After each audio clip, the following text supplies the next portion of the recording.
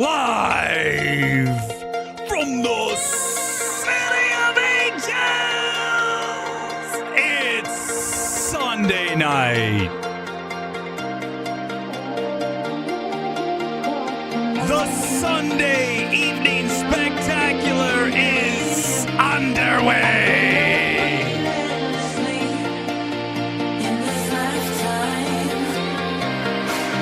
Love this track. Ribbon, Lifetime, let's do it!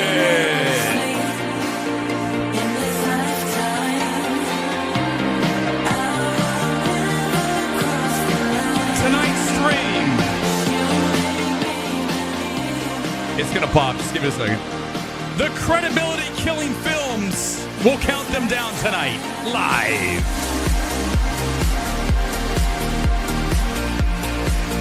You see a bunch of them in the thumb.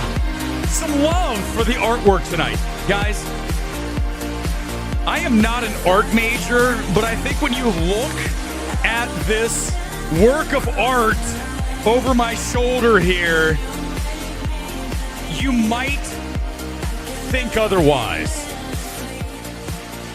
We're going to count them down tonight on Midnight Movie Talk, Sunday evening spectacular.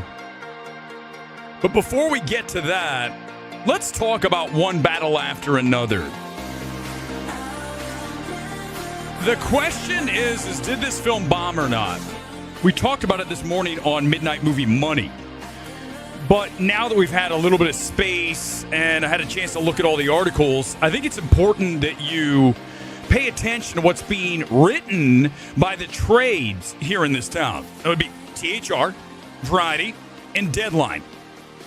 Not the Wrap. No one reads the Wrap.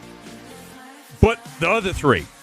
What's interesting is none of them really talk about this only a $22 million opening against a $140-ish million film. Typically, that'd be written off as a bomb. But if you look at all of the articles here from this morning, they all kind of leave that out. Isn't that curious? Remember what I told you. There's one gold standard in the film space, and it's not Deadline, it's not Variety, it's not THR. It is MMT. Because we are objective, we're fearless, we're talented. You know, in short, we're badass. And no one else goes as hard as me. Nobody. Name somebody, I promise you they don't go as hard in this space. They have an agenda. They're unreliable. They have bad taste. I mean, take your pick. But let's start with THR. All it says is one battle after another lands $22 million opening weekend. And you scroll down and it doesn't say much about, well, is this good? It says, well, it cost $130 million-ish. So, we'll see what happens over the long run. Interesting, right? Well, let's check Variety. See what they have to say. Looks like the same thing. 22 million. Some people think it's disappointing, but you know what? Let's give it a chance. We're not going to write this off. And Deadline. We'll trumpet the bigger number. The worldwide debut, 48.5 million. Biggest for PTA ever. It's not factually incorrect, but is it agenda-driven? The studios advertise on THR, Variety, and Deadline. So, you can't have someone like me saying this film bombed. And I don't even really think that it is a bomb because we have time, which I will give the writers of these articles here tonight. And like we saw with a movie like Sinners, okay?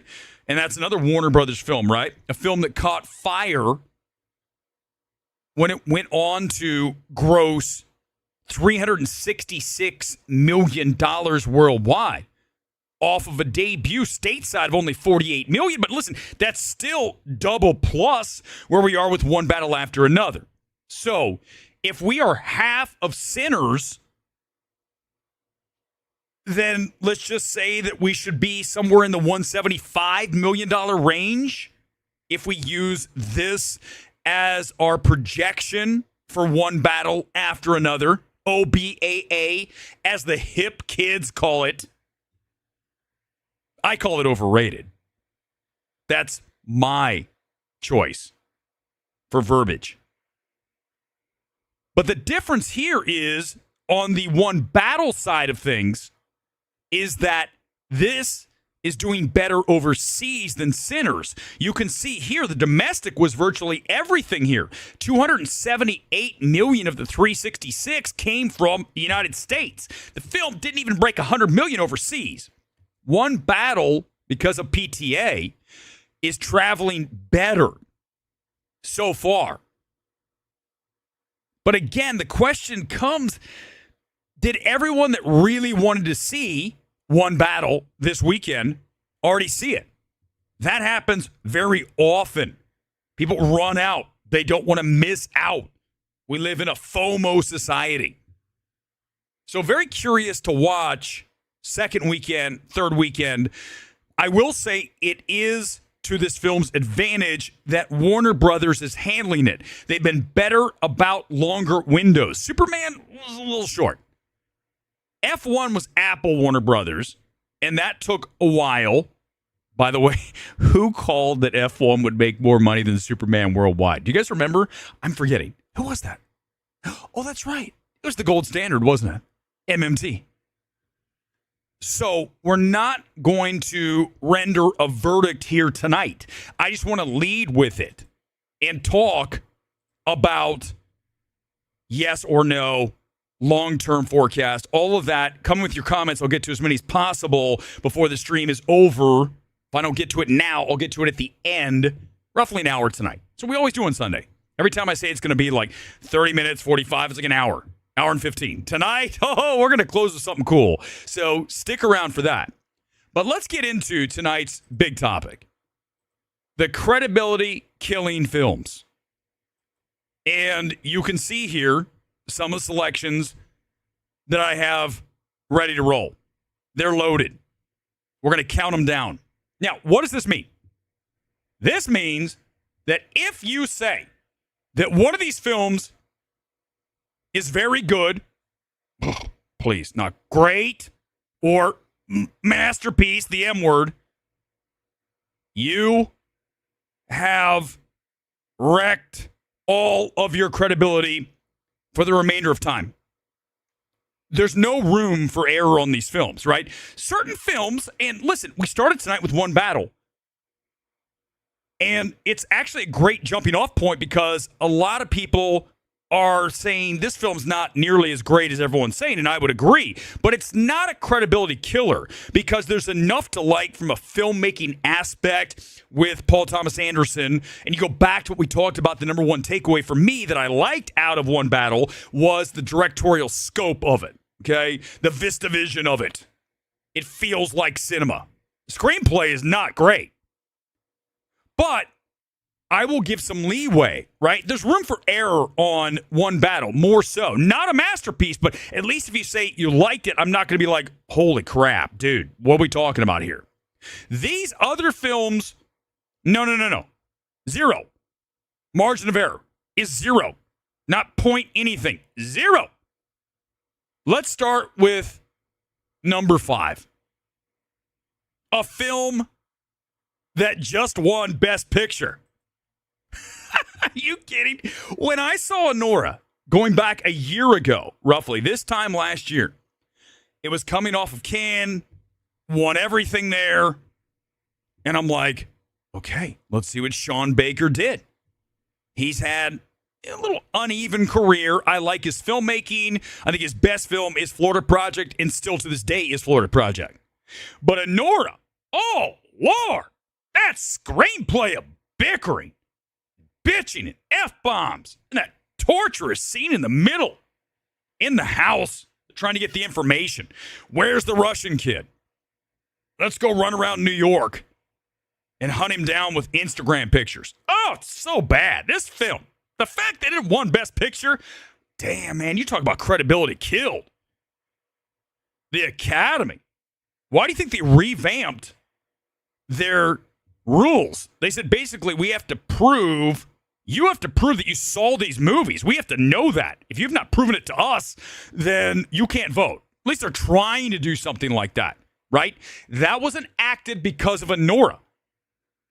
This film should never be winning best anything. And yet, here it is. Now, why is it number 5 and not number 1? Because I like the filmmaking. I really should be honest with you. All 5 of these, it doesn't matter. You can mix and match which one you put it 1, 2, 3, 4, 5. It's not necessarily like a draft night where we're picking.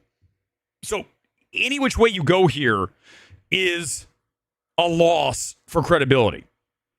Number 4 was earlier this year from the studio we just discussed, and it was right before Warner Brothers turned things around.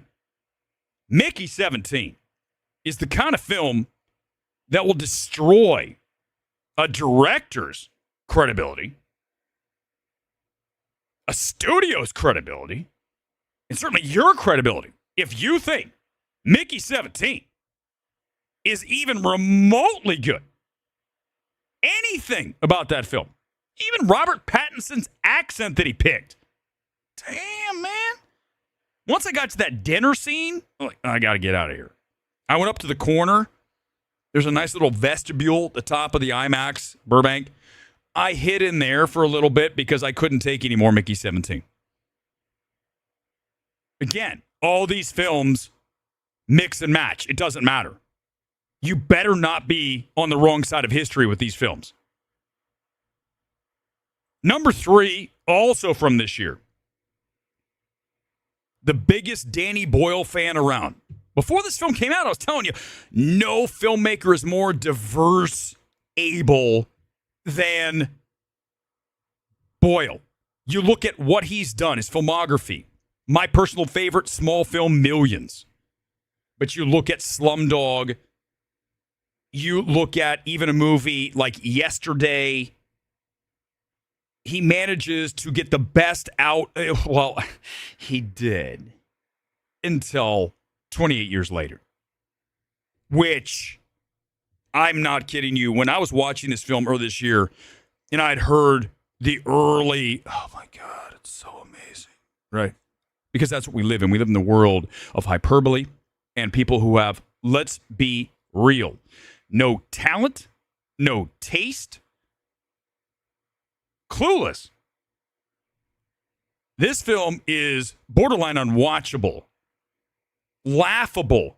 That final scene was really, I was already done with it. And then we get to that, and I'm like, what? What are we doing? Like, these directors are starting to lose their minds if they think this is quality 28 years later. What they do to Jodie Comer's character, I was laughing out loud. The train scene. Take your pick. Any of these things. Number 2. Now, the reality is most people know this film's awful. But there are a few who somehow, some way defend Beau is Afraid.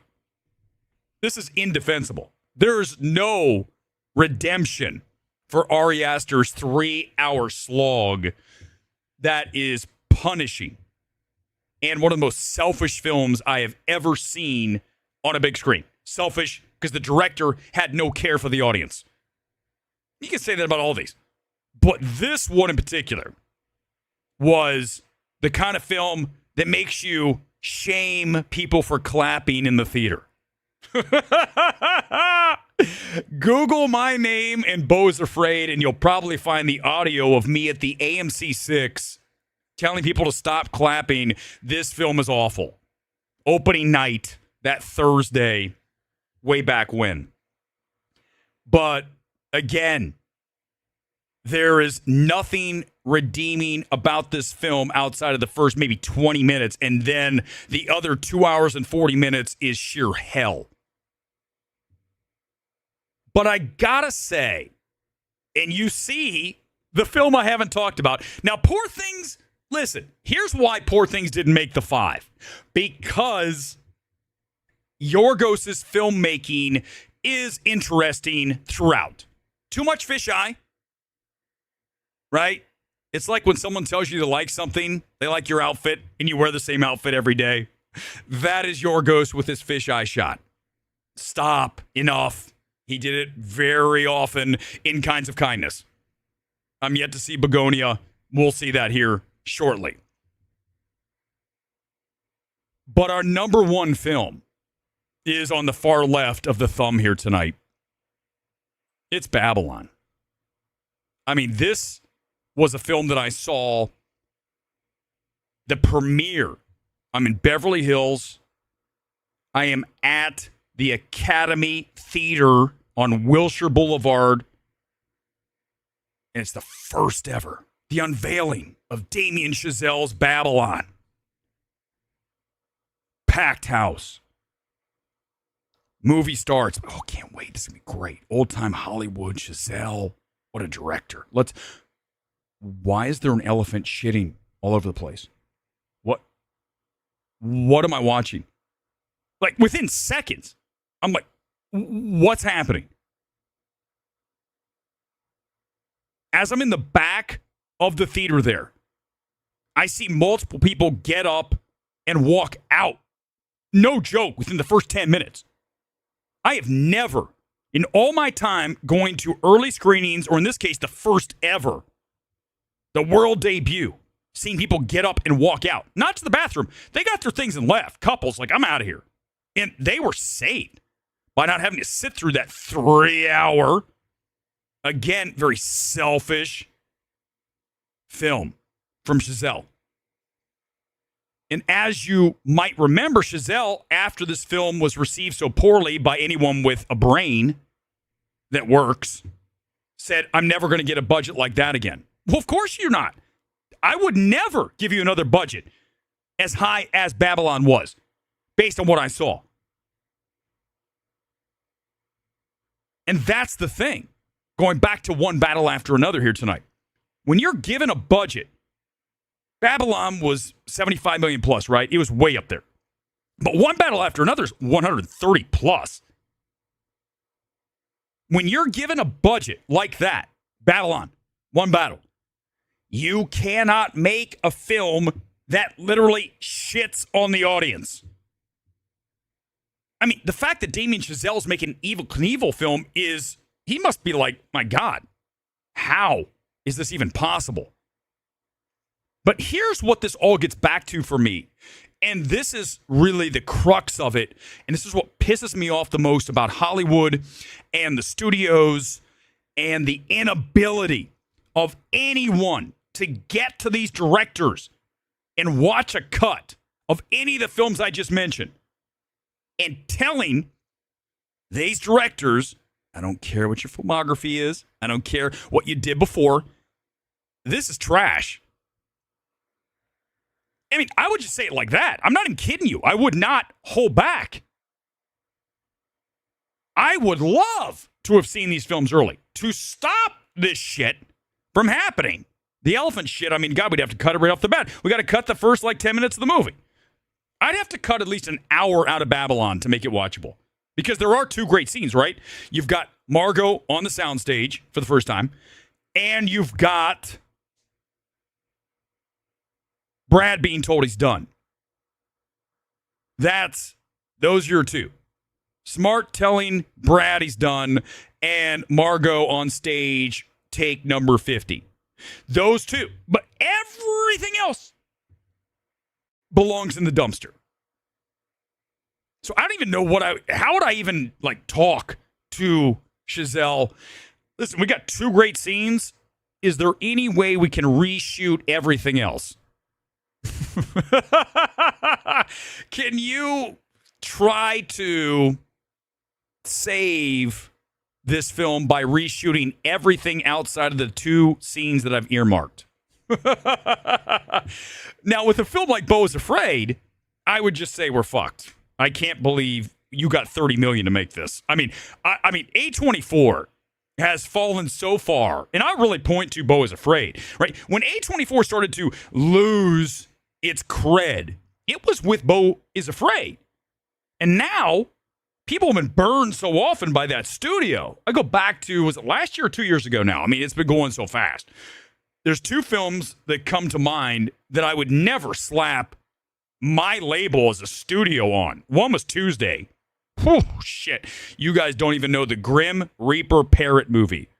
You cannot fathom how anyone thought that was something we should distribute. And the other one's The Front Room. The only reason The Front Room got made is because Robert Eggers' brothers made a movie, and A24's like, here, we'll give you a hand job. We'll let your brothers have their film. It's unwatchable. I mean, you got to understand, you can't crank out garbage like that and put your label on it and expect them to come back to the restaurant. A24, I hope someone from the studio that are watching, I will trash you every time I get a chance to. These decisions are completely unforgivable. You can't do this. But the thing is, man, this town is full of people that are like, well, everything you do is great. You're so talented. There's an episode of The Studio, which is a series I really like. Still haven't watched the final episode because it kind of goes off the deep end as it goes longer. But I believe it's episode 2 or 3 where Ron Howard, remember, he makes his first cut. They all watch it, and it keeps going and going. And they all like, this is bad. That last scene's terrible. But no one has the temerity, the fortitude, the balls to tell Howard, get rid of the scene. It ruins the movie. I would be that guy every time, man. I'd be like, I'll tell him right now. Where is he? Bring him in. I'll talk to him right now. Because I'm not intimidated by these directors. Who cares, dude? Who cares if you've made $1 billion worldwide? Right now, what I'm watching is not good enough.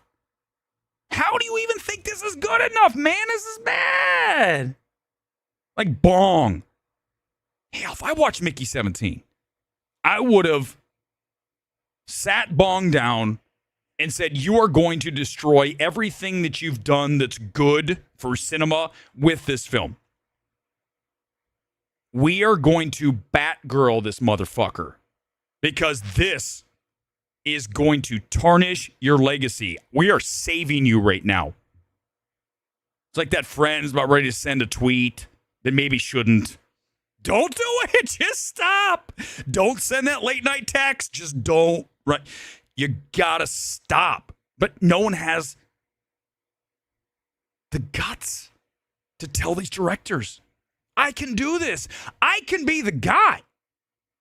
But no. Because Weber's too mean. And he also doesn't check a box. So that's what we like to do. We like to hire people to check boxes because we're totally into quotas. We can't have any more white people here. Let's just be real. It's the reality of it. You know that's right. You know damn well what I'm saying is right. This town is all about virtue signaling, and if it's not, it's nepotism. It's not about who truly is the best. Who do you know? What will you do? Those things, and then, of course, what's your racial makeup? Which is, like, not important. How is that important? How does race even enter into the ability to evaluate a film? Other than, you know, if you see it through your lens, your personal lens, but again, it comes down to talent. We're going to hire somebody because of the color of skin. It's the dumbest shit I've ever heard. I would never want to be hired. Can you imagine getting a job and you roll into work and they're like, listen, we didn't really hire you because we thought you were the best. Now, granted, they'll never say this, but you kind of know. You look around, you're like, I don't really think I fit here. But for some people, that's okay. No, I would never want to, in the back of my mind, think the reason you brought me on board is because you wanted to fill a quota. You wanted to make yourself feel better. You wanted to have representation. I'd be like, ugh, God, I don't want this job anymore. I swear to God, I would. You guys know that. I would. If someone came to me and said, we hired you because you're a white guy, but yeah, I'm afraid I'm going to have to leave. You didn't hire me because you thought I was the best? You hired me because what? I don't even calculate how you think that way. I can't be around a company like this. But there are people in this world that want that stuff, right? The free handouts, whatever it is. I want a leg up. I want to earn it, man. You earn it in life. You do not have things handed to you. Everything I have in my life, I earned, good or bad, because you have merit. You've done the work. You show up. You deliver. This stream, do I think it's the best ever? I mean, it's good. But, I know what limitations are here. I also know that we're the gold standard. So it's kind of a balancing act, right? But I know that if someone is watching MMT, they're watching because they say, hey, this guy sort of knows what he's talking about. He's pretty decent live. He's definitely fearless, definitely opinionated, definitely brash. But maybe we need more of that in this world. Hell yeah, we do. Certainly authentic. Not for sale. Ever. It's never going to happen. Because I have integrity. And most people in this world do not have integrity.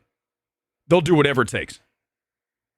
And that is the complete antithesis of what I believe and how I run my life. So get some comments here. Thanks for being here on this Sunday. I mean, yes, Matt. Welcome to the channel, by the way. The thing is right, there's so many critics in this space, and this is a whole thing we talked about, I think, last week. Certainly I can do it again tonight. The majority of people in the film space lean hard left. Not like sort of like hard left, okay? You look at someone like Strange Harbors, let me just put it this way. The biggest POS in the entire film space, okay? 100%. He is, okay, here's the reality of that situation. When you look at someone like that, they are left-leaning. He's the same guy who, when Charlie Kirk was shot, he sends out the meme of the girl crying and all of a sudden she flashes the peace sign.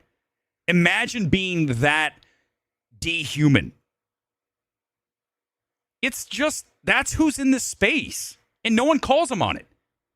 Because they are far left and they don't even comprehend how someone could see it differently. I'm not right or left. But I can tell you this. I'm objective, but I will always have a take based on what I think is the most reasonable and smartest and best way to handle whatever it is. Okay? And you look at the Charlie Kirk situation. Just quick. We're not going into this long. This is not what this channel is. But if you don't understand how you sending a tweet, a TikTok, an Instagram saying, this guy deserved it. Screw that guy. Kill our enemies. Because we don't like their words. If you don't understand how that's not going to be well received by a lot of people, this is what I'm talking about. This is film Twitter. These are these people. They don't live in the real world. They live in this imaginary bullshit. They don't touch grass. They don't have any mainstream sensibilities. And that's the thing about operating in this space. You're just packed with people that I just don't ever want to hang out with in the real world. And conversely, they probably don't want to hang out with me. Perfect. But the difference is I'm the real MFer. You guys don't even know what you are. You certainly are lacking any kind of spirituality when you get out there and celebrate the slaughtering of someone you don't agree with. I know who's on the right side. Not the right and the left, the right side. Because I'm spiritual. Talk about this all the time. Do I go to church every Sunday? No. Raised Catholic. But I believe in a God. I believe in spirituality. I believe in being generally good. Do I hammer people on the street? Yes. But I don't go out of my way in real life to cause trouble. Be a jerk. But I definitely will not hold back. Especially if you come after me. You got to understand something, man.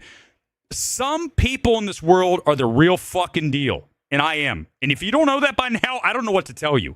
Okay? You don't even put in the work like I do. You're not at the gym 5 days a week. You don't know what it's like to build something from nothing because you don't have the fortitude in life to even know what that means.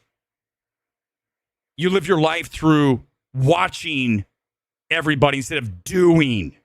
This world's about doing, not about talking. I can do both. Most people just do the latter. They fucking talk.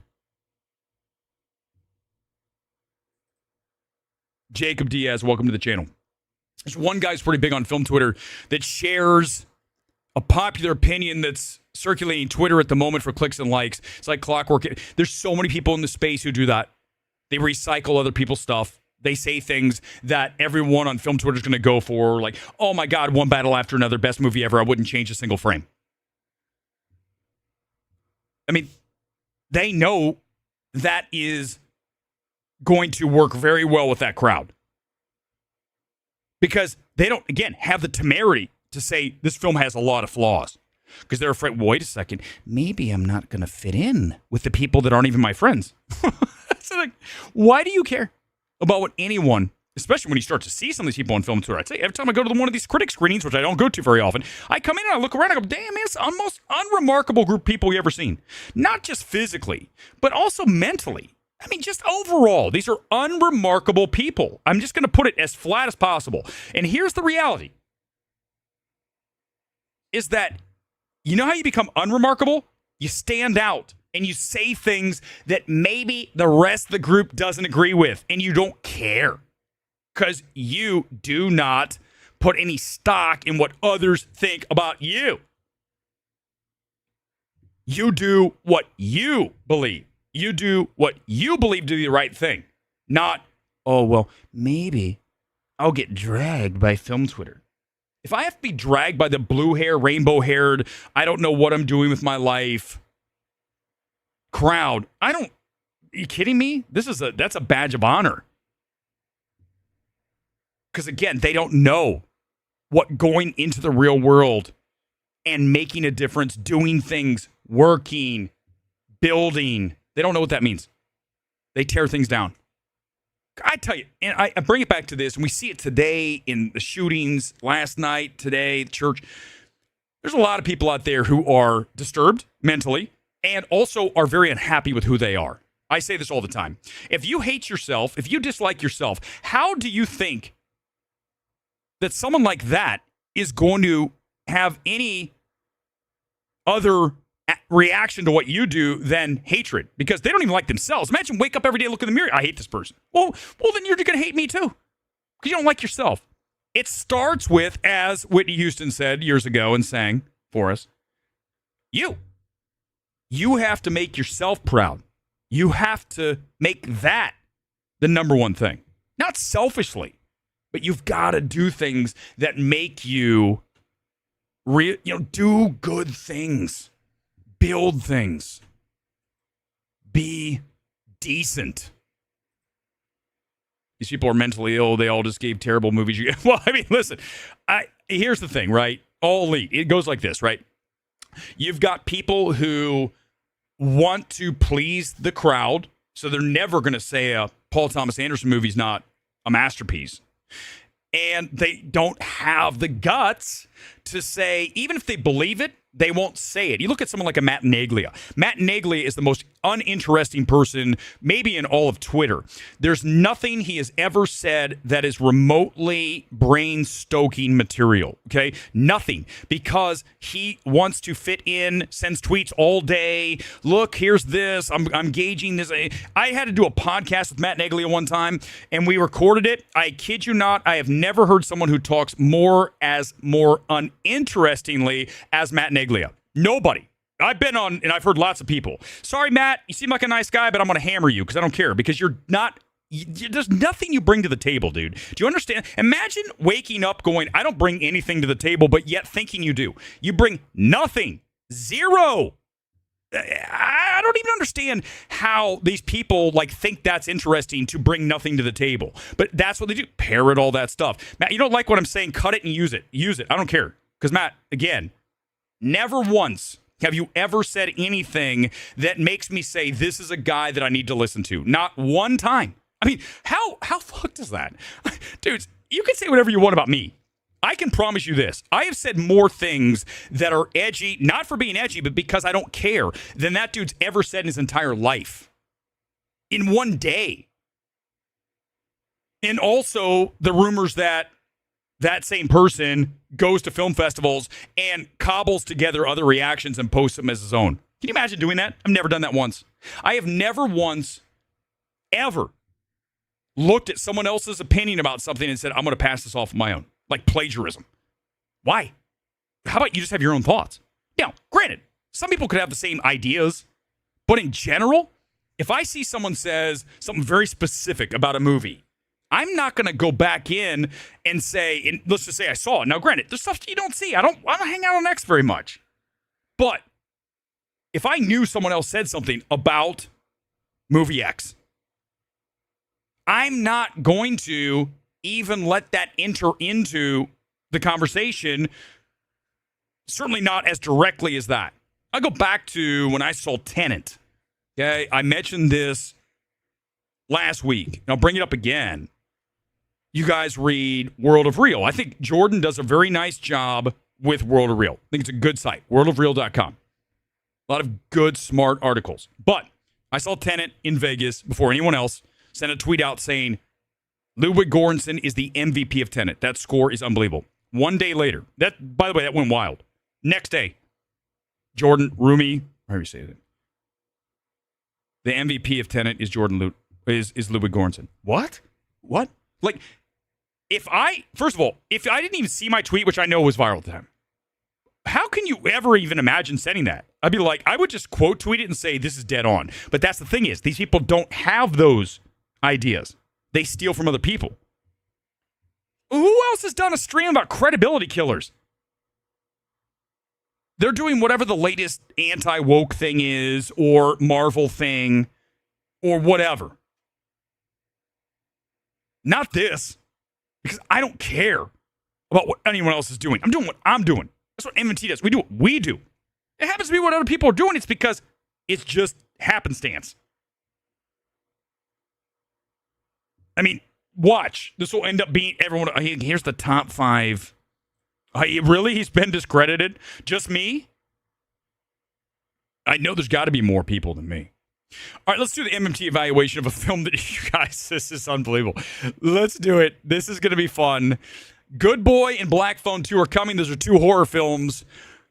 We're going to talk about Good Boy likely on Thursday. I'm going to see Smashing Machine Thursday. We'll have that live out-of-theater reaction on Thursday night here on the Box Office Preview Show. But we have another horror film tonight. Don't ask me why I did it. Because I am a glutton for punishment. I saw Strangers Chapter 1, and it was one of the worst films, certainly of that year. Was it last year? They cranked 3 of these things out. They're doing the Lord of the Rings of the Strangers. But here we go. It's time for the MMT evaluation of Strangers Chapter 2. Thank God it's only 90 minutes long.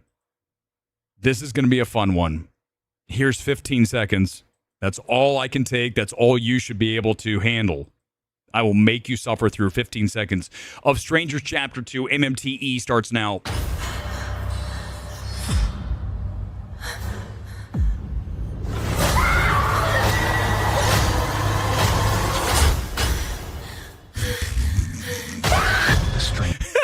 More disturbing, as in worse than the first? I think this is. So as you know, this is a remake. They're making a trilogy. This movie just abruptly ends. I'll just ruin it now for you. But I knew that there was still a Chapter 3. And when this thing ends, you're like, oh, crap, it's like a TV show. Here's some scenes from Chapter 3.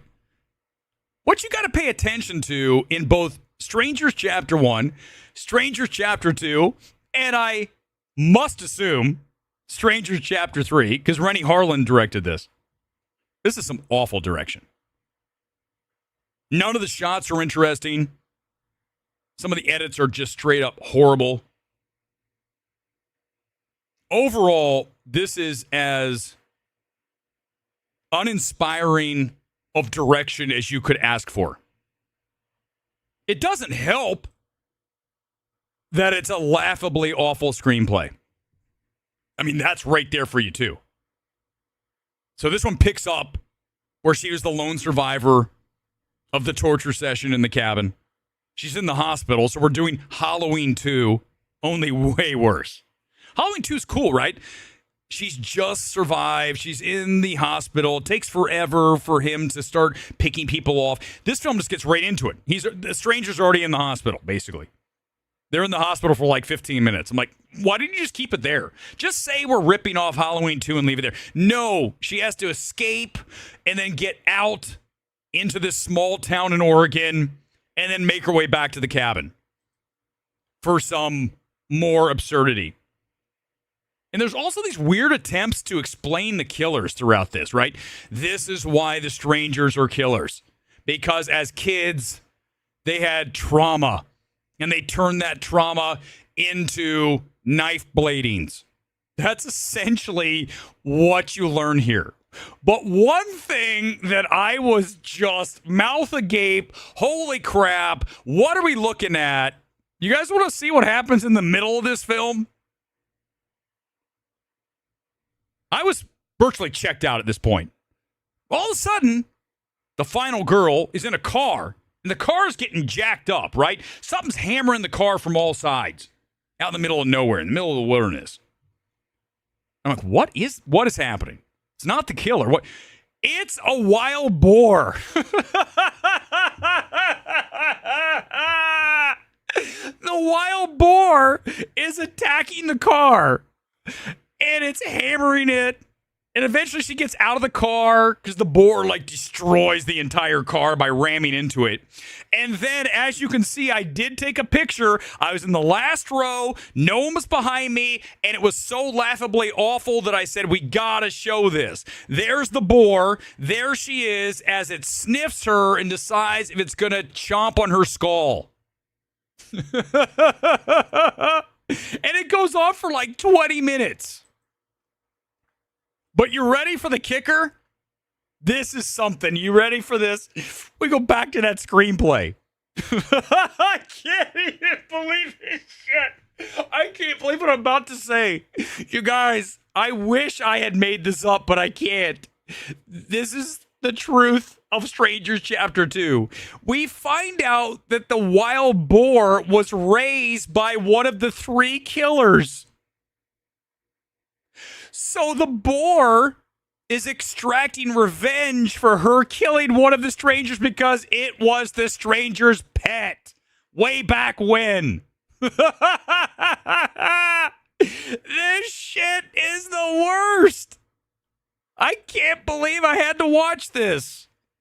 You don't have to. I took a picture of the boar so you don't have to sit through the boar. What is Gabriel Basso doing in this? He was in Hillbilly Elegy, for God's sake. He was doing things. Now he shows up as a hick who may or may not be one of the strangers with a smiley tattoo on his neck. What a terrible career move, Gabriel Basso. MMT score 5%. Do not see this film under any circumstances. A-list. Free, say no, but we still have Chapter 3. I can't wait for what we reveal there. I thought the boar was the end of it. Oh, no. I know that Chapter 3 is going to deliver something that is more insanely stupid than the wild boar who was raised by one of the strangers. Someone asked me, why do you do this? You shouldn't, Kai B. Don't waste your A-list. But here's the thing.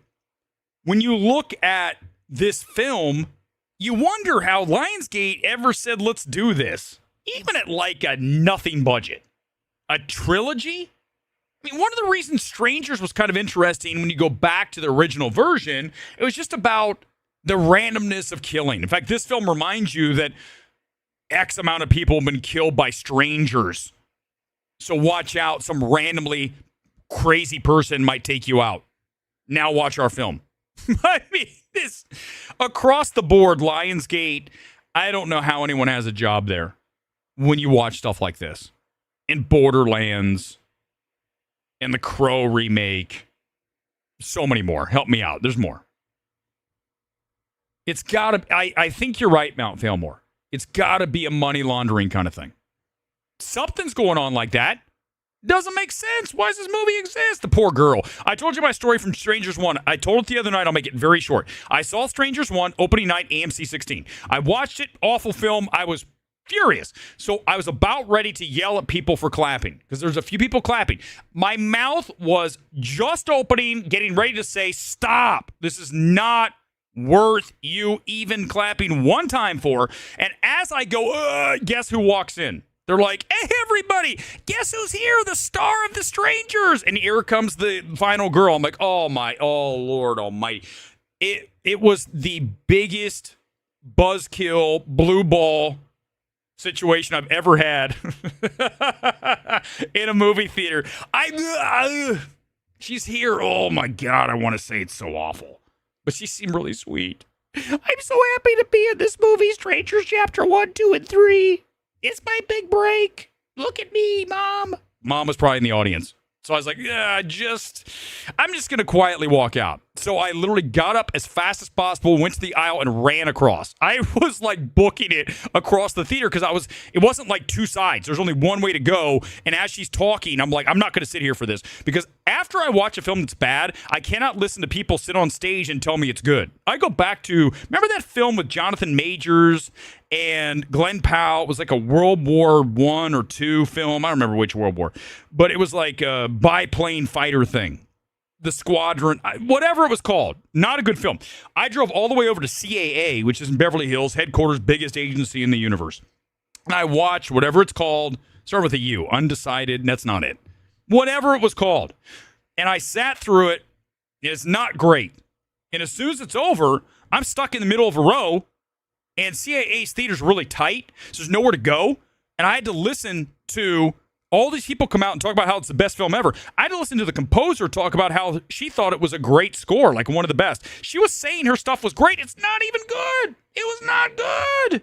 And then the music supervisors next to her going, yeah, you're right. It was great. I'm like, no. This is what I don't go for. I'm not going to listen to you lie to me. We're not going to have that here. I'm going to leave. But I had to stay. So I had to sit through this like 25-minute Q&A of this film that was not good. Does anybody remember what Devotion? Is that right? That's what it was. It was Devotion. It was some generic title like that. But right, I'm not the guy who's going to suffer fools. We're not doing this. I'm leaving. So when it was over, I was with my buddy Paul, and Paul and I ran up to the bar and got something stiff fast. And I'm not even like, gore, hammered at this point. This is one vodka on the rocks or vodka soda, whatever the hell it was. Okay? And that was it, one. Because the film was that, oh, God, well, really? I came all the way here? I drove 45 minutes to watch this shit? I mean, that's what I wanted to say. If I ever want to go back to CAA, I could have just said, literally stand up out of the crowd and say, I drove all the way across town for this shit? I'm not going to stick around. But then I would be even more unwelcome than I already am. Listen, the studios don't really want me there, and I don't blame them. I wouldn't want me there either because you don't know what I'm going to do. I might say this film's garbage. Like I told you guys the story of The Whale, right? So when I went to see The Whale is not a good film, right? We all know that. Obviously, there's one person who doesn't. It's Menzel. I've tried to explain to him The Whale's awful, but he took me to see the screening. I've told the story, again, any story I tell more than once, except for Elizabeth Olsen, that story will go on forever. I will make it as condensed as possible. When I went to see The Whale, I saw it at the London, which is on the Sunset Strip. I don't know why I'm including that, but I'm just telling you. So we came out of the movie, and Menzel been raving about it. And I came out, and I'm like, oh, my God, this is fucking awful. The Whale's really terrible. So here are the two, major PR people for A24. Two gals. I'm not going to say their names. I'm sure they're still there. I don't know how they still have jobs after films like Tuesday in the Front Room. But I digress. They go, what'd you think? Did you like The Whale? And Brendan Fraser is probably about 15 feet away. Sadie Sink is very close by too. And again, when you ask me my honest opinion, I'm not going to hold back. So I was just like, I looked at him and I gave him the face like this. I went, yeah, this isn't a good film. I think I said it just like that.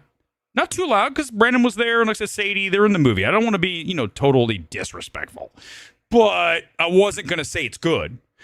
And then they said to me, you don't like anything. You hate everything. I go, wait a second. Two of my favorite movies this year are from your studio, X and Lamb.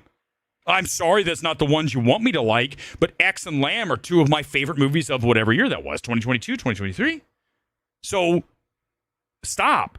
And they didn't know what to say, right? Because that's the thing, right? Even film Twitter comes after me sometimes and go, you hate everything. And I have to drag through all these films that I've absolutely crushed on, from Atar, Decision to Leave. I always go back to those, my 2022 films. Go back to Moon Age Daydream, because I always wanted to just keep bringing those up because they're all such great films. After Sun, okay, 2022, lights out. But people go, oh, you hate everything. Someone tonight, some clown, some backward cap wearing college clown was like, go back to reading Reddit Marvel threads. I'm like, dude, do you even know who you're talking about? Get educated about who the fuck you're talking to, bro. I have more credibility in this space than you'll ever have, Mr. 125 followers. I mean, normally I don't drag someone for that because it doesn't matter. Like, whatever. Who cares? Like I said, this channel doesn't have 10 billion subscribers. We don't have 10 zillion views. But who cares? But if you're going to be a dick, I'm going to drag you on shit like that. No wonder no one listens to you because you're fucking useless. What are you talking about? You don't even know who you're talking to. Get yourself educated when you're talking to the man. I have more credibility in the film space than 98, 9% of the people. Name someone who has more. Go for it. Go. Say fantasy and I'll laugh my ass off. Go for it. Come in the comments and tell me. Oh, yeah, they did. No, 100% coach, they did. The A24 girls, gals, whatever. They're women. They said, you hate everything. I went, what? What? Behind me is Lamb. There. X is here. What other A24 films are on here? Moonlight. After Sun. Close is a small little foreign film I have on it. Dude, give me a break. These people, because that's all they have, right? Let's throw it all in there. Let's just say you hate everything, so we'll disregard. Dude, Whale's fucking awful. Worst screenplay ever to be up for a major award. Even worse than Anora, I would argue. It's close. That whole film's awful. Whale's terrible.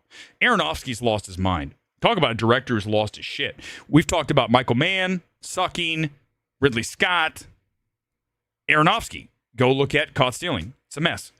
These directors, I wonder if they ever knew how. You look and you go, wait, what I'm seeing right now, I have to question everything you ever did. Because I don't even see it. I can't even believe that anyone thought you ever made a good movie because I just watched something that's garbage. I want to give a couple of awards out tonight. Let's do two back to back. First, I want to give the first ever that we've ever done this on MMT. I like this guy. I'm just going to tell you straight up. I'm a fan of this person. We have had drinks together, and he's got a great attitude. We hung out at Mickey's in WeHo, which is one of my favorite bars in all of LA. It's a gay bar. I don't care. I don't give a shit. It's got a great energy. Love it. You got dudes with their shirts off dancing around. You got women doing stuff. It's insane. Mickey's is crazy. I love it. I just tell you, every time I go there, I have a blast. Plus, they have Miller Lite on draft. I mean, you don't understand. I'm a Columbus, Ohio guy. I love Miller Lite. I love a basic beer. Give me Coors Light, Miller Lite, Michelob Light, anything light. Got to keep the six-pack, man. Can't be drinking that heavy calorie shit. Screw the IPAs. But this guy is really fun. And he's also our bold stand champion. Because this is what I'm talking about when I talk about temerity, right? When I talk about somebody who has the guts to say something, even if it might not be what I say, but in this town, to say this is exactly the kind of stuff that we need. Landon Johnson. You are our first ever recipient. And if someone has a better name for this, I'm totally down with it. You're MMT's Bold Stand Champ of the Week. Let's read the tweet about OBAA. Stop glorifying guns. Stop sensationalizing extremism. Movies that do this aren't provocative. They're dangerous. And right now, it's nothing short of abhorrent and irresponsible. 500,000 views on that. Because people are like, what are you talking about? Critics are swooning over PTA's gun-soaked take on extremism, but step outside the theater and America's drowning in political violence. Call it what it is, dangerous. I'm not saying I agree with it, because I agree. The first 20 minutes of this, right, in this movie also, we talked about this back on Thursday, definitely all police, all cops are bastards. ACAB, right? I mean, even Leo says that. We know it's funny. Right? When you put that out there, isn't it interesting that as soon as one of these celebrities or directors, let's say that PTA gets his house broken into here in LA, I assume he has a place in LA. I don't know if he lives in New York. Honestly, I have no idea. But a lot of them live here in LA. He gets his place broken into, which, by the way, is happening everywhere here, right? Because there's no repercussions. Get arrested, you're back on the street within 24 hours, maybe less. What do they do? Call the cops. But all cops are bastards. Wait, didn't your movie just say? This is what I'm saying. These people are two-faced. These people are laughable, okay? If you really think all cops are bastards, don't call them. You need trouble? Someone's coming after you? You got to call the cops? Don't call the cops. You just said they're all bastards. You put it in your movie. You seem to be pretty proud of that. Do I think every cop's great? No. Can we just paint all cops as bastards? I can tell you this. I wouldn't be comfortable saying that, putting that on my profile. A lot of people seem to be. But Landon, to even say this in this town, because he still gets invited to things. Landon will get invited to stuff. I don't get invited.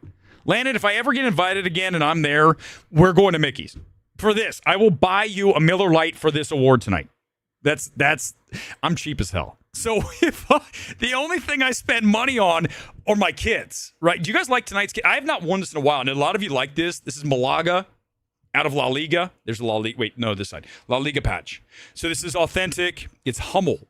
Hummel's like not the biggest brand, but they do have, you can see it right there. Hold on, this side. Hummel. I love how this thing right, it turns pink like halfway through. It's hard to see with the lights. Don't make me show my abs. Here's the deal. I mean, the opportunity presented itself. But PTA's a Valley OG. He probably lives in Studio City. You're right. And guess what, Luis? Studio City's like bad news. Studio City's got so much homelessness, and good luck on the cops coming to your place because it's LA. I have not been in Hollywood, Beverly Hills, anywhere like outside of my little bubble here in Burbank in so long, except for the beach when I play volleyball. But that's it. 2 places. I don't ever go to Hollywood anymore. I used to work out at Equinox, which is in West Hollywood, which is awesome. I love that gym, but it's too long a drive, and then all the homeless people. The one time I told you, the one guy threw like a ball at my car. It was like a heavy ball. Hit the back panels, like bang! I go, what the fuck? This crazy guy's on the street, like, I go, okay. I can't do this anymore. That's what it's like in Hollywood. It's not a joke. That's not overstating it, man. You go down to like the Walk of Fame, and it's like dangerous, man. Crazy people everywhere. It's like Dawn of the Dead, Night of the Living Dead, whatever you want. Whichever zombie movie you like. Definitely not 28 years later because it's garbage. But a Romero movie. But this is the thing. So, yeah, I mean, let's just call these people what they are. Frauds. I mean, don't be saying one thing and then doing another. Well, I would agree. Certainly. I mean, we've talked about this. The Oscars have lost so much credibility by their choices. Their choices in an aura. Everything everywhere. Right? Coda. Not a great film from a filmmaking perspective. I like the screenplay. It's fine. It's a Hallmark movie. Hallmark movie. Don't let anyone tell you differently. It's a Hallmark movie. There's no way to put it any other way on that. Let's do this. I said I'm going to do a double shot of awards. That was our first one. Landon. Again, Miller Lite on me, buddy. Just, you got to meet me at Mickey's.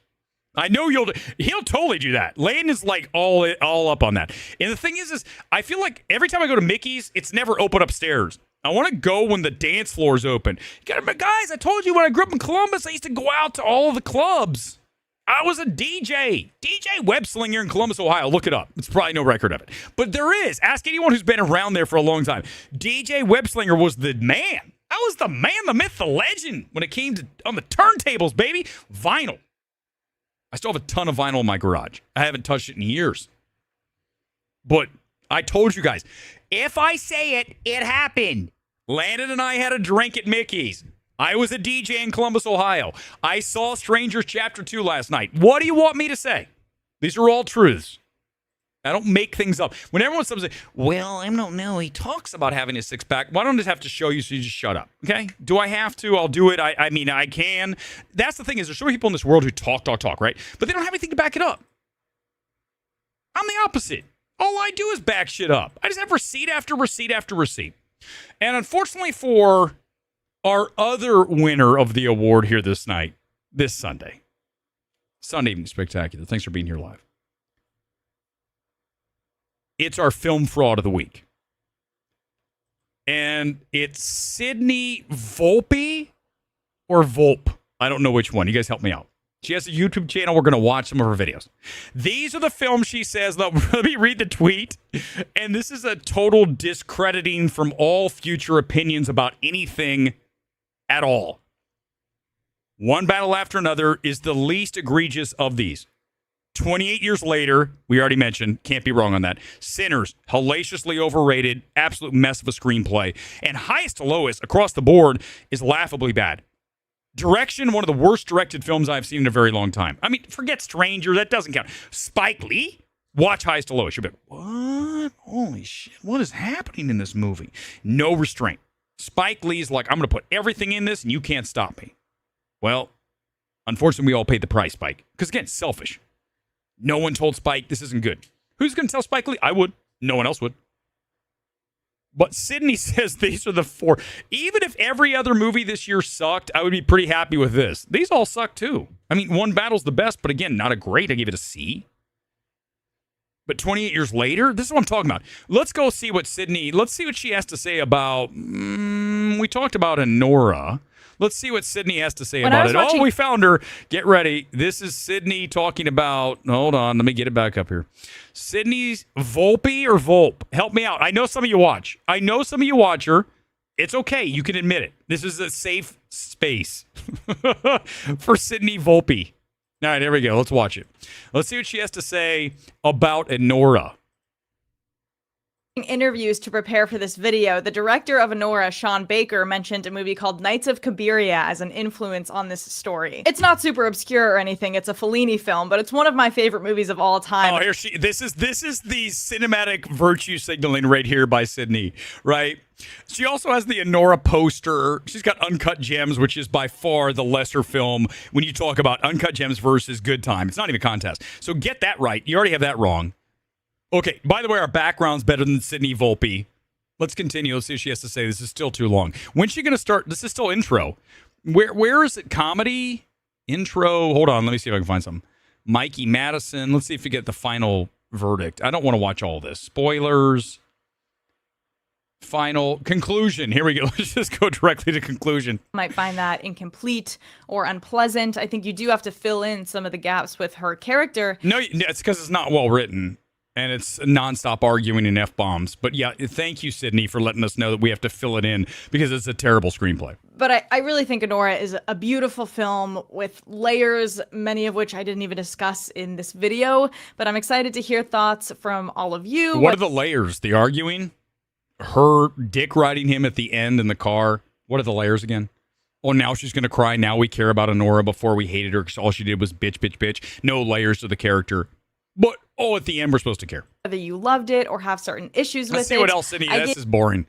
If I start crying in the middle of this video. Oh, what? She has 20,000 subscribers. She's killing us. This is bad. You guys, it's nights like this that I have to watch Sydney, and I say to myself, where did my life go so horribly wrong? I don't think she's awful. She just got Anora horribly wrong. She did get challengers right. I'll give her that. Let's see what else she has. Let's see. One more Sydney thing. Oh, shit. Weapons. Okay, Superman. No, what do we want to pick here, guys? Help me out. Oh, Mickey 17. She said it's a conundrum. Definitely not a conundrum. Horrible film. Conflicted about Nosferatu. Boring. No. Oh, let's watch her top 24 films of 2024. Let's see what number one is. I saw 201 2024 releases, and if you're thinking that that's for this year, I don't ever count how many I watched. Wolfman tonight, which I will almost definitely be reviewing. Wow, I can't wait for the insightful films into our modern. It's important to be in that headspace. Oh my God! I saw the TV Glows number one. Oh shit, man! What's number 2? Oh, Nora. Number 3. What the fuck is that? What the hell is that? I don't know what that is. Oh, it's Dune. No, that's fine. I can live with that. What the hell? Oh, shit. Oh, my God. No. She has Trap number. Holy shit. Dude, Trap's so awful. Shyamalan. What a sham. He's a sham. I don't care if it's Shyamalan, it's Shyamalan. This is the number 4 film. Holy shit. Let's see what else we got. What's another one? I can't see. Is Capital. All right. Hold on. Maybe she has a list. Hold on. Let's just see. Maybe there's a list. Come on. Give us a. Oh, no. She just has timestamps. Shit. Well, anyhow. The fact that Trap's number 4 is completely destructive to any credibility she has as well. Sorry. Sydney, you have more followers. You have more views. But the only reason these people have more subs than you is because they game the algorithm and follow YouTube's stupid rules. What rules are those? Trap was terrible, Jacob. It's so bad. Oh, 100% 4K 10 revival. Go back and watch my thing. It's so Weapons as a screenplay is so laughably awful. It's really bad. I mean, I can't even believe. Don't even get me started on Zach Krager. We already did this. Go watch the streams. You're on the right channel. You're watching. There's something called not a Nora, a snore. Yeah, it's oh god. You stop, Luis. Mikey's not that hot. I don't want to hear. So she's our film fraud of the week. I'm sure I'll be hearing it from Sydney's Stan group. Oh, let's do this. This is a great one too. We're almost up on the hour. I got 2 things that I want to watch. We're going to sit for an ad. Why am I watching an ad for Golden Corral? I don't go to Golden Corral. Doesn't the algorithm know what you do? It should be an ad for football kits and Pornhub.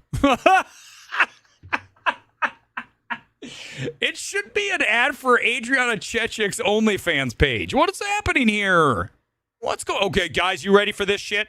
Okay, we're going to have a long discussion because we're about ready to get into MMT gets freaky territory. We're going to close it out with a 1-2 punch of Greenland and then what I promised you at the end. Okay? Let's watch Greenland 2, and then we'll talk about the importance of this film. And it is significant, and I'm going to explain why after we watch the trailer for Greenland Part 2. Space agencies tracking the fragment are predicting an extinction level event. The greatest chance of survival are the bunkers in Greenland. Go, go, go! Listen to me, son. It doesn't matter what happens. Because we're always going to be together. Okay, let me walk you through quickly Greenland. I mean, as fast as possible. Extinction level event hits the Earth. They all have to make their way to Greenland because that's the place that's going to be safe from all of the catastrophe, flooding. They have a deep underground bunker that will save them.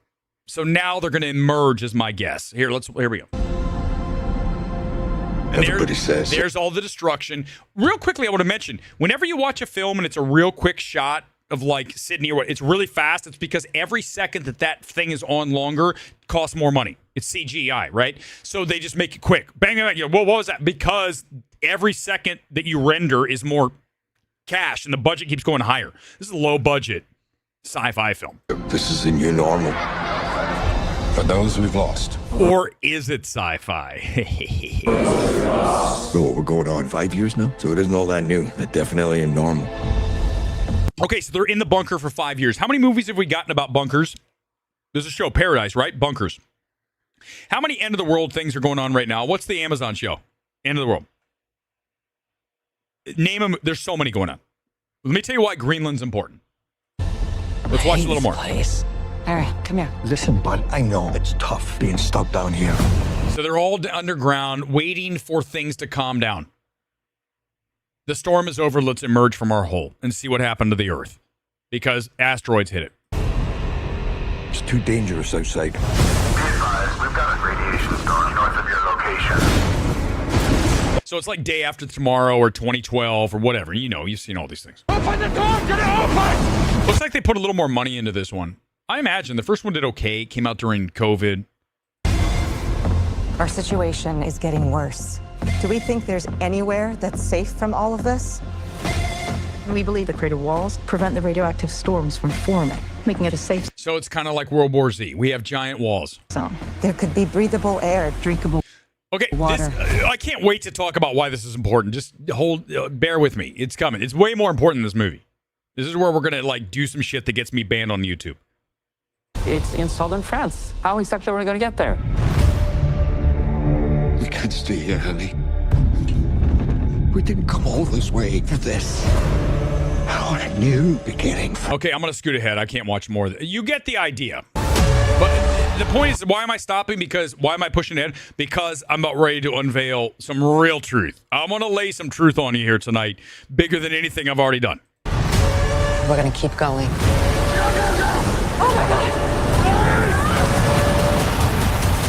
I'll take care of you both till my last breath. Okay. So they're making the migration from their bunker to wherever. There you go. You see it. Okay. Now, I want you to remember something. This is when MMT gets freaky starts. Do you remember when our president, love him or hate him, Donald Trump, said, we've got to get control of Greenland? And I was like, why? What the fuck? Who gives a shit about Greenland? Why do you care so much about Greenland? You ever know that they tell you what's going to happen? You've heard those stories, right? They have to tell you. Okay? Interesting. There's a movie called Greenland that the only place in the world that is safe is Greenland. Okay, I got you. Get out of here. Dismiss. Here, I'm going to show you. Hold on. I've got Google Earth up. Let's zoom in. Let's find Greenland. Okay. Where is it? Right there, right? Okay. Right. So Greenland, we got to get control of this place. You know, well, isn't that interesting? What if the movie was telling you the reason Greenland is actually important? Because it's the one place when the catastrophe hits, it's a cataclysm. It's incoming, man. I'm telling you 100%. I'm not a doomsday guy. But I can tell you right now, there's no question that we are ramping up to the end of a cycle. I know it's just got dark in here. I get it. Fine. I'm just letting you guys know you need to wake up. The signs are everywhere. I feel like Jeff Goldblum's character in Independence Day. I'll be vindicated 100%. 100%. Predictive programming. So, let me bring it all together.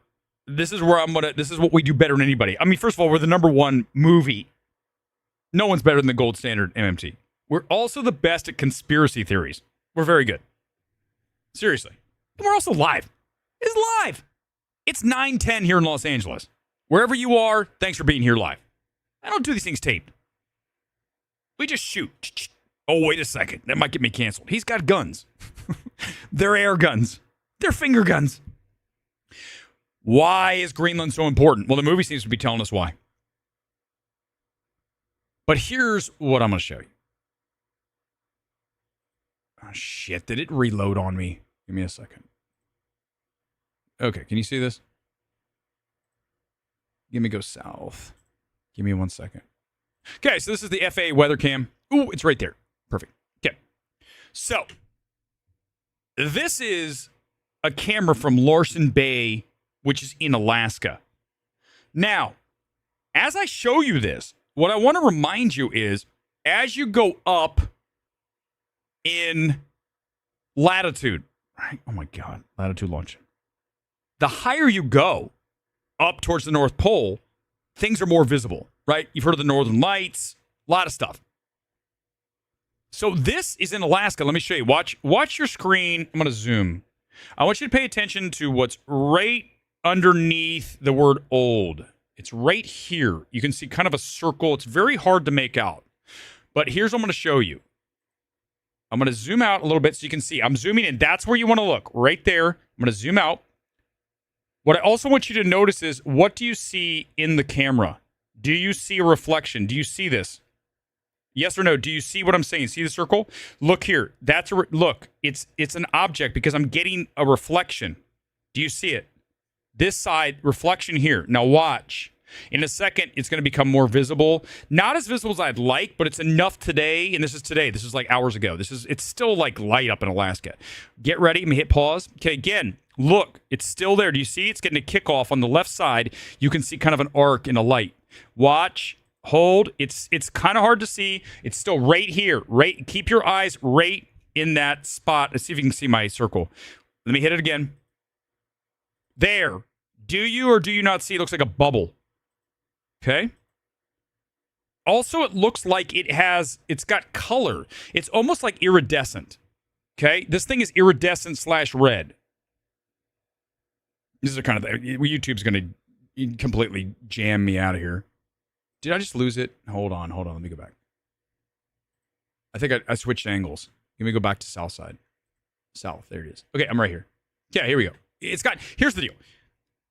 FAA has weather cams everywhere. I'll pull up a map after this because I don't want to lose this because this image might disappear. Here's the reality.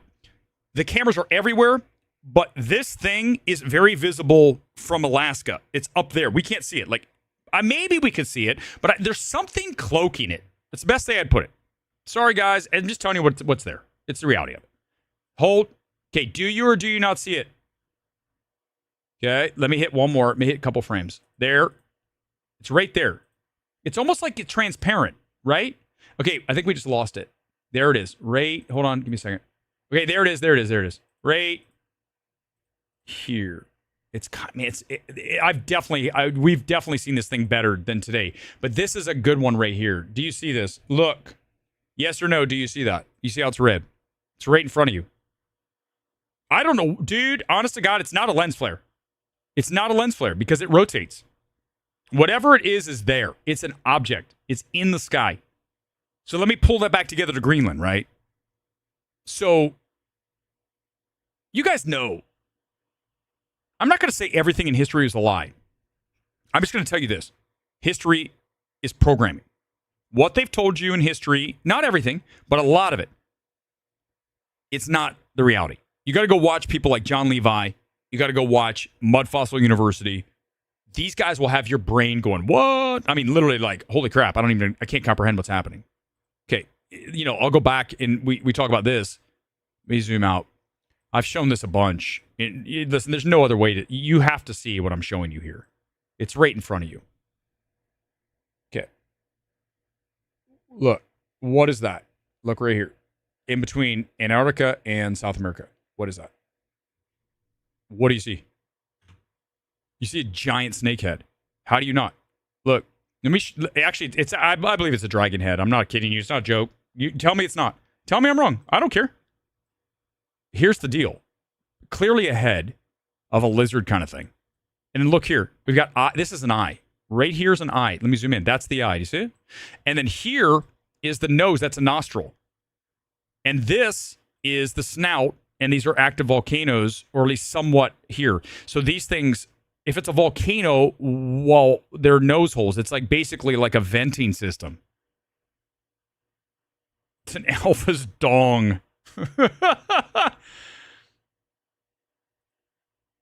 Yeah, it's bad over there. Hey, thanks for watching from New Zealand. That's so cool. You're kind of near this thing.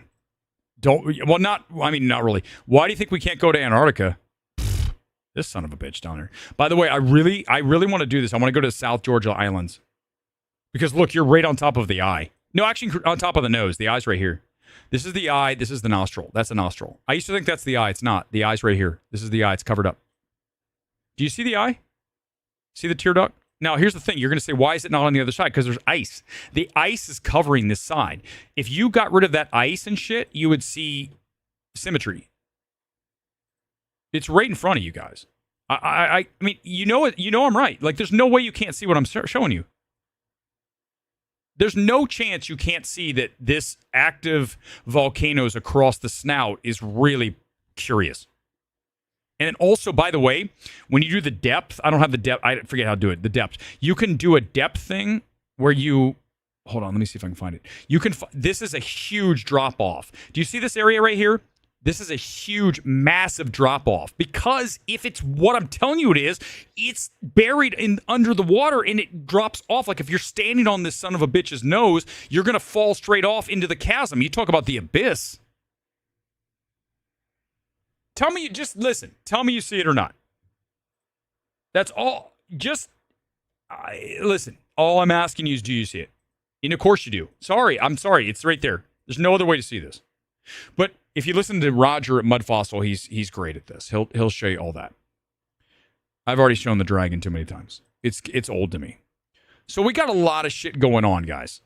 And at the end of the day, we got predictive programming, and you can kind of tell, right? Also, everything in the world's getting crazier. No question, right? We're seeing it. It's all because I believe people know some shit's coming. And they just like, let's just have some fun at the end. Hey, honest to God, if you don't think that there's some cyclical, cataclysmic event that happens on this planet, you need to pay attention. One of the guys I follow on Twitter is really smart. Ethical Skeptic. If you're watching tonight, huge fan of you. Ethical Skeptic has a theory that the pyramids are essentially letting you know a way for future civilizations to know what happens when one of the shit shows emerges and happens on planet Earth. Basically, if you look at the pyramids, there's a water line all the way up at the top that shows wave action. So in other words, that was all covered by water. Who knows how long ago? Can't answer that question. But at one time, and now it's all the way to the top, and now it's at the bottom. So we've had massive flooding. You look at the Bible and you look at the flood, Noah's flood. You think these are all stories. There's truths in these things. There are. And his theory, by the way, Ethical Skeptic's theory is that when this thing hits, essentially the crust comes uncoupled from the mantle or the mantle, whatever it is. I'm not a geologist. I'm just trying to explain it in layman's terms. What we live on comes uncoupled from the earth, and essentially it's like being in a roller derby / bumper cars. Everything's flying around, and it has to resettle. It comes off. You ever seen one of those balls you throw up, and it all like expands, and then it comes back together? You guys seen that? Let me see if I can find one of those. Hold on. So look. Hold on. Ball. Expand. I gotta think. Expand, then contract. Let's see if I can find it. Let's see if I can find. Hold on. I think I have it. Do you guys? I don't profess to know. It's sort of like this, but more of an actual. Hold on. Let me see. You guys see this? Hold on. Let's see. Round ball. It's like a toy, sort of like this, right? You've seen these. It's sort of like this thing here, where it's in the. Hold on. I gotta go here. It's on Amazon. We're doing Amazon shopping here on this Sunday night. So look the sphere. It looks like this. Then when you throw it together, it expands.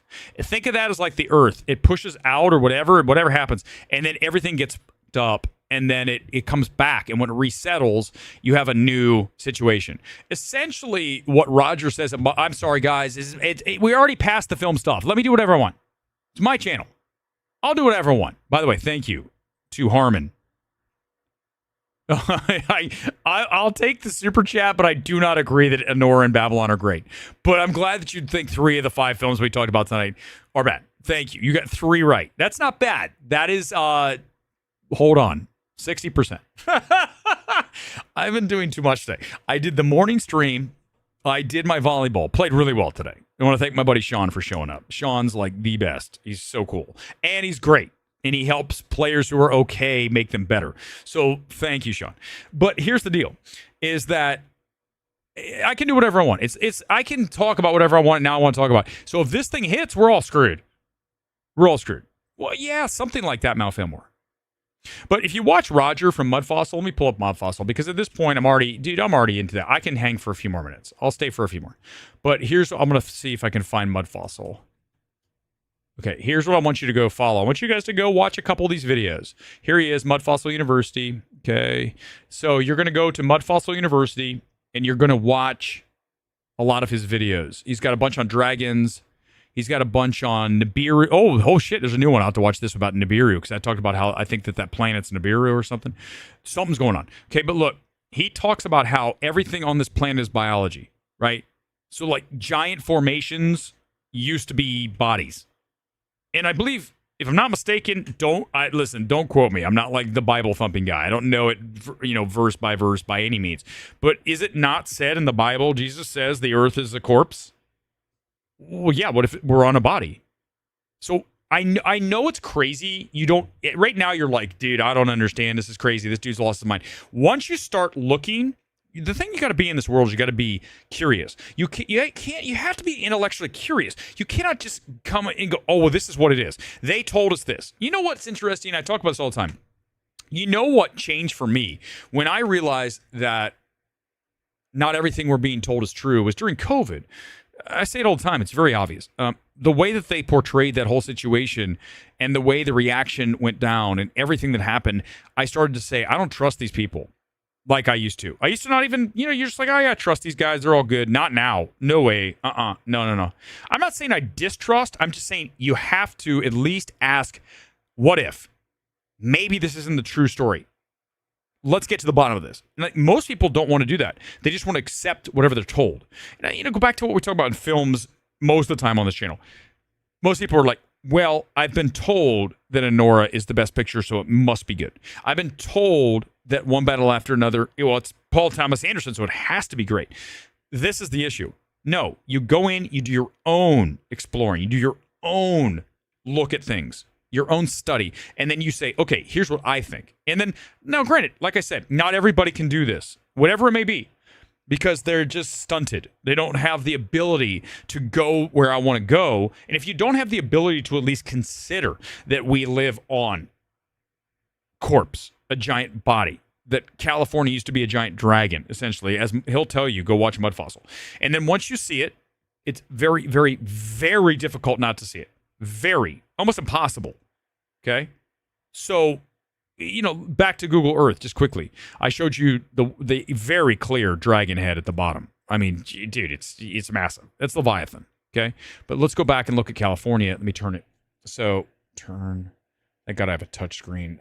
Listen, when I bought this laptop, I was like, do I really want a touch screen? Yeah, shoot. In a live show, it's like the best thing ever. You have to be able to rotate and manipulate images and stuff.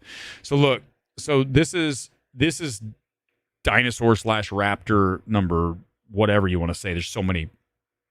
Look how big it is, right? So at first you're saying, what am I looking at? Oh, okay, I turned it so you can see it. This is a gigantic raptor. Okay, look at the tail. Alaska's the tail. Do you guys see this? This is the tail. Okay, that is very clearly a stinger of some sort. Roger calls it Scorpzilla. By the way, Roger, if you ever want to come on this show, I will do an entire show with you. And I'll ask you everything, and I'm not going to call you a kook. I'm going to say you're right. I'm going to say, I see what you're doing. So let's talk about it. And I don't think anyone else would do it. Rogan won't do it. I mean, listen, if I lose Midnight Movie Talk because I'm talking about this stuff, I don't care. I'll go on Rumble. Look for me on Rumble. X, I don't think will cancel me. Who knows? I mean, some of the stuff you can't talk about. You can talk about politics. You can't talk about this shit. This shit's crazy. Because then it changes everything, right? If what I'm putting forth and I say that some of these things that I'm looking into, you start to say, well, then everything I've been told is a lie. That's the issue, right? Once you pick the scab, you're like, oh, God, dude, this is... Okay, so look, there's a stinger. It's a gigantic tail. Now, okay, fine. You're like, yeah, whatever. I get it. I see what you're saying. It's a tail. Here's the issue. So look, Mount St. Helens is right in here. And that's about where the ass of this gigantic lizard would be. And guess what? The ass happens to be Mount St. Helens. So essentially, it's a rotting corpse. And the reason we get volcanoes is the continued, whatever you want to call it, destruction / withering off of this creature. But look here. So check it out. So this would be the back, the hump. Some of it's not, it's sort of there, right? But then you have some water covering it. Again, one more thing that's very important to notice. Note, this is a very big drop off off of the edge of what this would be a creature, right? So you go here and you start walking, you'd fall straight off because it's very big. It's like it's out, some of it's out of the water and some of it's in the water. That's why you have this huge chasm, this huge, massive elevation drop, because you're on the edge and you're falling off. I know it's Godzilla shit. I get it, dude. What I'm telling you is Godzilla shit. I get it. Listen, I get how you're like, dude, this guy's lost his mind. But once you see it, you will not see it another way. Now, this is the head. Sacramento is about where the eye is. This is like a snout, okay? Do you want to see the eye? I'm going to show you exactly where the eye is. At least I believe it to be, okay? Look. Right there. It's a pupil. Okay? That used to be the black part of the eye. And it looks like a raptor, right? The eye looks like a raptor eye. If I pull one up here. Now look, as I zoom out, keep the eye. Imagine that's the eye. Look, we have a very clear, like eye kind of, whatever you want to call that, right? Shape around the eye. And then the snout would come down. This would all be the snout. Again, like a long-nosed lizard kind of thing. And it's all of this shit here. And again, all of it comes off, and you have that massive drop-off. He calls this Scorpzilla. That's the size of it. It's a giant raptor that makes up California, Washington, all the way up into Alaska.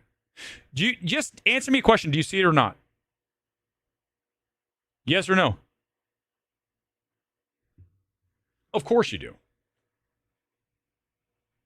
It's all coming in. Yeah, right, Jacob? Well, listen, X-Files, right? All those shows talk about it. They can't really talk about it because, listen, even Rogan can't do this. He said he believes in dragons. You notice that? Because, listen, once you're that big, you can't talk about certain things. This channel's not big. We're not on the radar. AI knows I talk about this, so that's probably why my channel's just like, let's just keep it niche. I don't care. I'd rather talk about this. This is more interesting. Because you know what's interesting?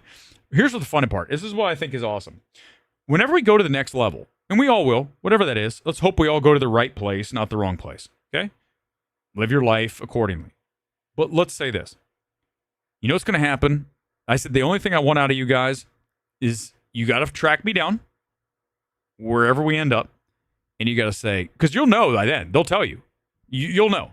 It'll all be laid in front of you, right? Because it's like then there's no more. We can tell you exactly what's up. That'll be so awesome. Like you sit in a room and you watch like some movie that's like 20 hours long and it tells you everything that was real. And then all I want you guys to do is to find me somewhere, wherever I am, and just come up and say, damn, man, you were right. That's all I want. That was the success of this channel. Is that you'll go, damn, man, I thought you were nuts, but you were right. But it's not really me. I'm doing everyone else's work, looking at it, and then sifting through it and saying, this is what I think truth is. Does that make sense? No, I know that, Sadvik. I know that. But here's the thing: is I'm not going to make it big. It's okay. I'm totally down with that. I don't care. I'm good. My life's been cool. Seriously, I have no regrets. None. Zero. Not one. So at this point, this channel was just for shits and giggles. I started it because I was like, I think I can do this. I know a lot. I'm outspoken. Why am I wasting my time tweeting? Let's actually do a show. But you're right. No. Rogan can't do this. None of them can. I mean, Roger's got a lot of subscribers. But, again, he's not mainstream. You know, once you hit Charlie Kirk, obviously not here, but, right, whatever level that is, right? Once you get up there to the Ben Shapiro's of the world, you think Ben Shapiro's talking about this? Let me help you with that. No. The answer is no. Never. Even if he thought it, he can't say it. Because they'll take his channel. Take my channel. I don't give a fuck. I'll start a new one on Rumble. If this channel disappears, we'll go to Rumble. So just look. Not now, but look. It'll be there. And I'll do whatever I want. It's my channel. Do what I want. I don't know if this is true. I'm just putting it forth. It's a theory. Someone who's watching that knows is like, damn, this guy's good. Well, so what? Wouldn't you figure out someone could figure this shit out? Some of us are better at figuring shit out. Why do you think I'm better as a film critic? Because I figure shit out. I see things. Listen, I always talk about this. You got to be able to see through. You got to have the ability to look through something. You cannot just look at the surface. You got to be able to look through it. You know, X-ray vision. You got to look at it and go, here's what's happening. I talk about all the time when we talk about movies, right? Whenever I watch a movie, it's like doing The Magic Eye, the book, where you stare at the picture, you don't see anything, all of a sudden like pops and you have this 3D image and it looks like totally crazy. You guys, if you haven't done it, try it. You have to almost squeeze your eyeballs together in a weird way, and all of a sudden the page turns from flat to 3D. And you can move the book around and you can see in it. It's the craziest shit ever. It's called Magic Eye. That's how I evaluate films.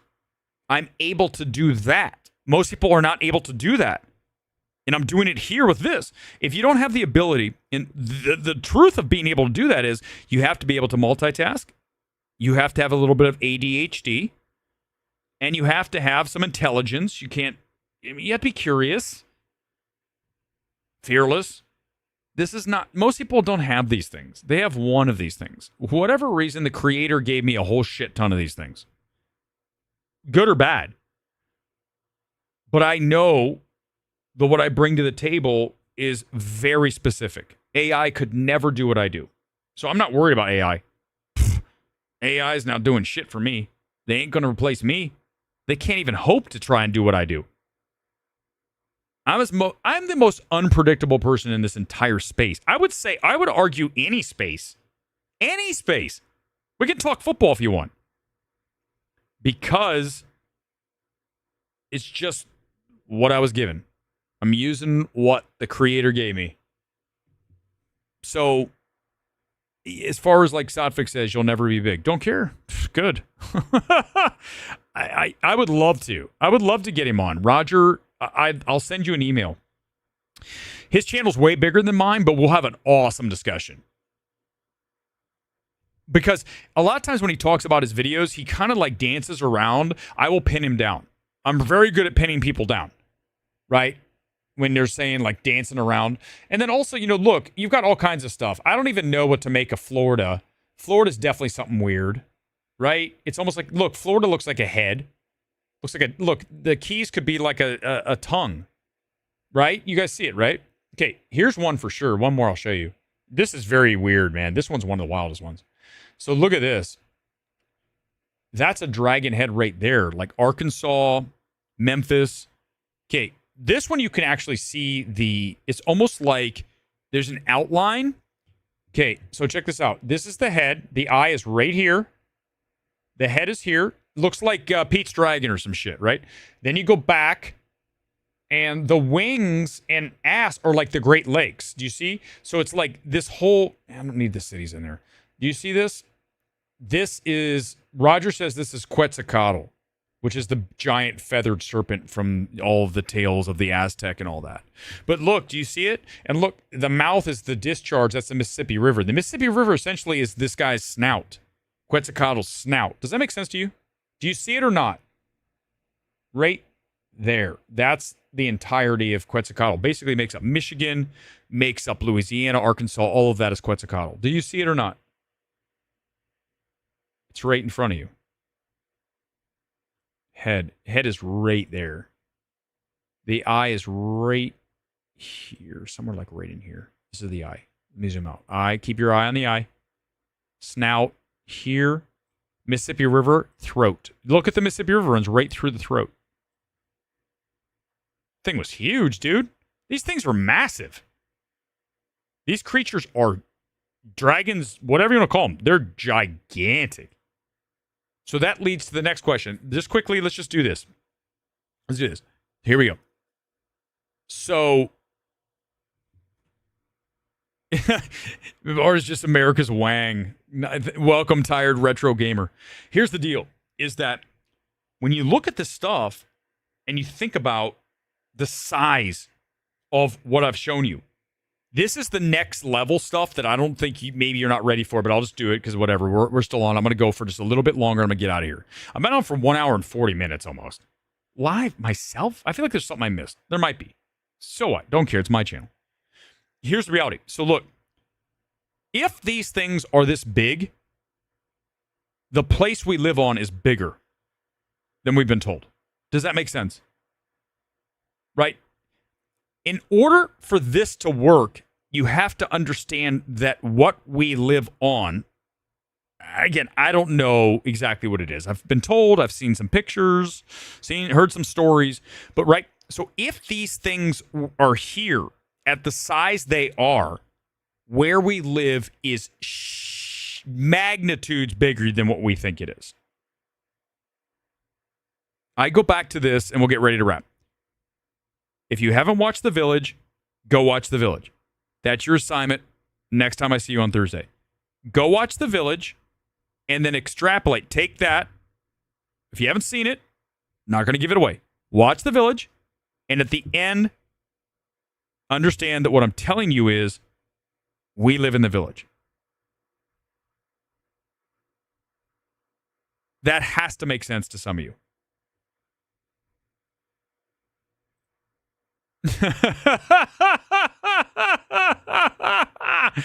I mean, yeah, you're probably right, All Elite.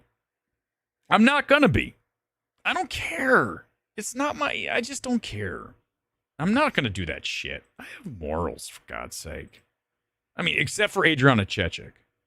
I definitely don't have morals for her. So hot, isn't she?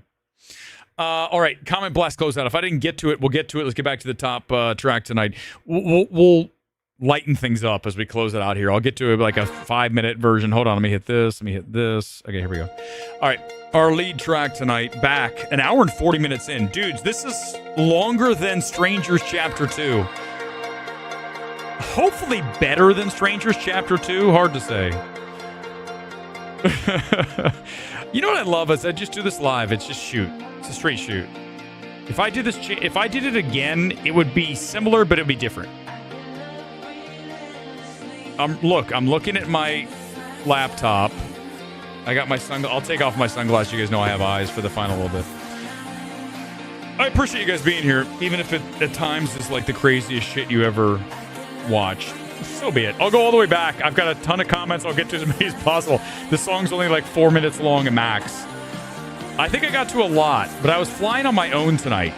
So if I missed some of your comments, also, if you'd like to, please go to YouTube, go to Midnight Movie Talk. Give me a like. Do you like the kit tonight? Can you tell what I'm talking about? Do you see how it turns? It turns from like maroon. It's almost like perfect kit. I should wear this more often. It matches the screen. I had to order this one directly from Spain. One battle after another, winning Best Picture Oscar be better. Yeah, I would argue that's true. Yeah, it's fair. I'll give you that. That's why I said I'd give it a C. Those other films are way lower than that. I mean, Code is not... No. Code is not a bad film. It's just not remarkable at any level when it comes to the filmmaking. And that's why Sean was not nominated anywhere that year. Because the direction is just completely some of the most forgettable shit you ever saw. I liked it, Nora, a decent amount, but 25 minutes too long. Definitely... Oh, 100... That's a great call, too. Really, really, really overlong. 100%. All right, let's see. What else I got? Mikey Madison was good. Yeah, I think she's fine. Her character's not written well. Not written, there's not enough layers. Too depressing. I don't mind. I like depressing. I just think it's a bad film. Tar. Oh, dude, RB, I'm sorry I missed this earlier. First of all, RB, give yourself a pat on the back. There's no question that Tar is the best script of the 2020s. It's not, dude, that's an immaculate script. Brilliant. Brilliant work. And anyone who does not have Tar at number one, like our boy Strange Harbors, the film of the decade, in fact, many decades, is One Battle After Another. The screenplay of Tar beats the fuck out of the screenplay from One Battle After Another. Dude, one round, one punch. Dude, what happened to One Battle? It got fucking beaten up by Tar. Tar fucked that shit up. Mickey 17's horrible. Fucking horrible, RB. Horrible movie. So I haven't recovered from how bad 20. Thank you. You know what the funny thing is right, this channel grows. You shouldn't trust Film Trade, you should trust us. We have more credibility. MMT has more credibility in this space than anybody. There's nobody with more, right? Name one. Okay, one more. I'll listen to one more loop. Seriously, name one more person. Name one person who has more credibility, who's gotten it more right. Nobody. No, Beau's Afraid's fucking awful. Sorry, you now you've lost it. Eddington's way better. I liked Eddington. A lot of good ideas in that film. Interesting. Love Hurts. I heard it's terrible, All Elite. I didn't see it. Scott says it's awful. I'd not watch it. I am not watching that film. There's some films I won't watch. Why did I see Strangers? Because I knew I could rip on it. I didn't know the wild boar would show up. It was like gold. I was laughing my ass off last night. Poor Things Worse. Gone Girl, welcome. He didn't join in. No, it's fine. Gone Girl's watching football. It's bad. It's not a good film. I mean, it was right there. It could have contended. Megalopolis is terrible. Oh, horrible. But you know what? No one really said Megalopolis is good, did they? Only a few. So, Yeah, no, Megalopolis is one of the worst movies ever made. Yeah, no, Justin Chang definitely said you should watch Megalopolis twice. 100%. Go look. Go look. Yeah, the pit scenes were great from Babylon. We said, yeah, 100%, right? Yep, exactly, Walker. Welcome to the channel. You won't get any. Listen, if I'm not sold on the film, I'm never going to say it's good. I never. It's never going to happen. They can invite me, disinvite me. It doesn't matter. I'm not going to give away my credibility to go to a fucking event to glaze a star director. Why would I do that? But there's plenty of people who will do that.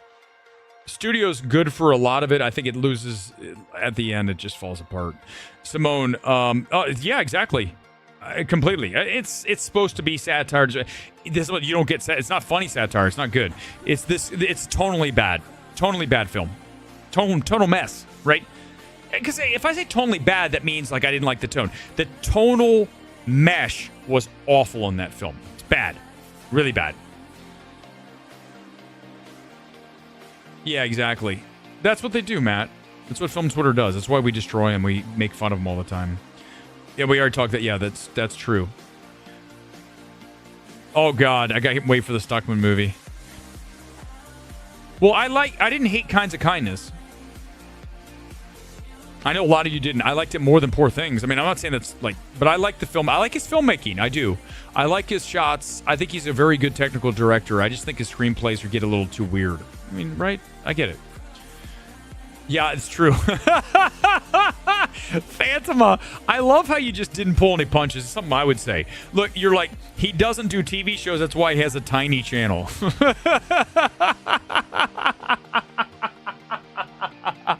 So what? I'm not ashamed. MMT is what it is. Okay, guys? That's it. I'm going to take a few nights off. I'll see you back here on Thursday for Smashing Machine. Go check out Mud Fossil University. If you've never watched The Village, watch that, and then tell me when you come back here on Thursday, holy shit, I understand what you're talking about, Weber. That's all you're going to say. Oh, I get it. You're going to take The Village and imprint that upon us as a society. Oh, I got it. I got you. That's it. Then your mind, you're going to wake up and you're going to have one of these moments, right? When you watch this channel, you're going to have a moment where you just go, oh, right? I get it. I understand. And that's the thing, right? The light bulb moment is coming for some of you. And when it does, you're going to be like, I can't see it any other way. That's where we want you to be. As always, thanks for being here live from LA. The stream is over. Peace out. See you back here on Thursday. Good night.